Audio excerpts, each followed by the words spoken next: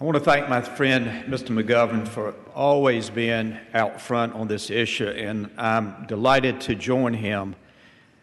As he said in many of his comments, the House has a responsibility to the men and women in uniform and to the American people.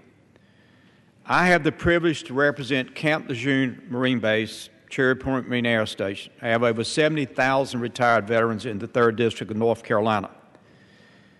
They're frustrated too. They believe sincerely that we must meet our constitutional responsibility and have this debate. And as you have said, Mr. McGovern, be for it or be against it, but have the debate. That is what is absolutely frustrating.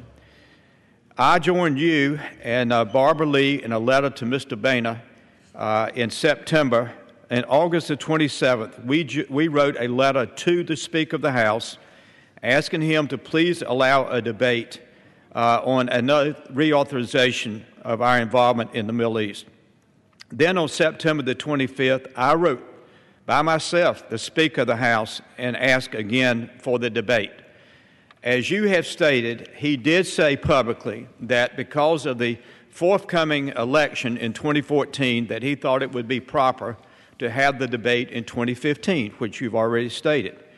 And in 2015, the Speaker of the House said that he was waiting for the President to submit the AUMF.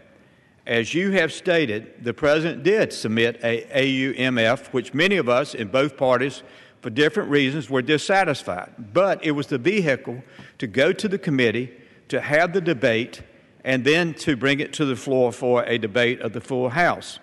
I quote frequently down in my district what James Madison said: the power to declare war, including the power of judging the causes of war, is fully and exclusively vested in the legislature. He didn't say the executive branch, he said the legislature. That is we in the House and we in the Senate. It didn't say the President, he said the legislator. But if we don't bring it forward ourselves, and if the Speaker wants the President to submit the AUMF, which he's already done, but now, as you stated, he is asking for another AUMF. I don't understand. Our nation has spent $1.7 or $8 trillion in Iraq and Afghanistan combined. This is the first war in Iraq, not the continuation that we're into now.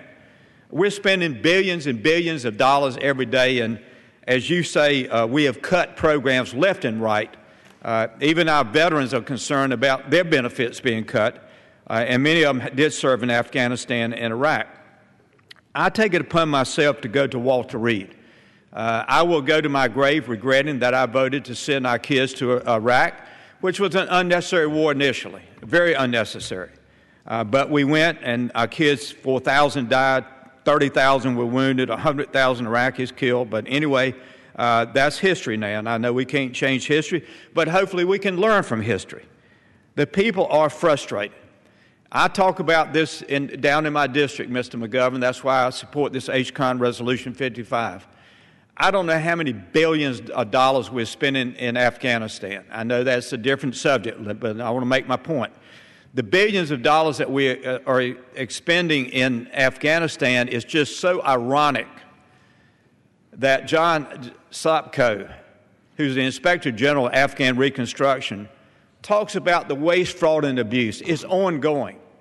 And we've had Marines from my district who were sent to Afghanistan to train the Afghans to be policemen and soldiers, and the people they were training turned the guns on them and killed them. We are sending our young men and women into these Middle East countries and other countries, and we don't have an end to the plan. I'm not a military person, but I've heard from military leaders. If you have a strategy, that means you have an end point to your strategy. But we don't have an end point to our strategies. That's why it is so important that we bring up, and what you're trying to do is to force a debate on an AUMF to get this Congress to re-engage itself. And I'm like you, sir. I get tired of funding all these programs. In fact, on Fox today, they were talking about the weapons that we have given to the Iraqis, and their army is disbanding half the time. the weapons that we have given them, from machine guns to Humvees that now are in the hands of ISA, we now are bombing the equipment that we sent to the Iraqi army. It does not make any sense. Just a couple more points, and I'm going to yield back to you your time. I want to thank you and Barbara Lee, and that's why I joined you, because I see the frustration of the Marines down at Camp Lejeune. They have been deployed 3, 4, 5, 6, 7 times, and they know that they might be called upon again, and they will go, just like all of our services and those who serve in our services. They will go back and go back and go back. But as you have said many times, and as James Madison said, it is our responsibility, not the President's responsibility, to initiate these AUMFs. And I hope that the President will follow what the Speaker has asked him for, a second AUMF. And if he sends a second AUMF, then there is no excuse that we, the Republican Party, which I am a Republican, our leadership does not bring it to the floor. And so, Mr. McGovern, I thank you again. I'm pleased to join you in this effort.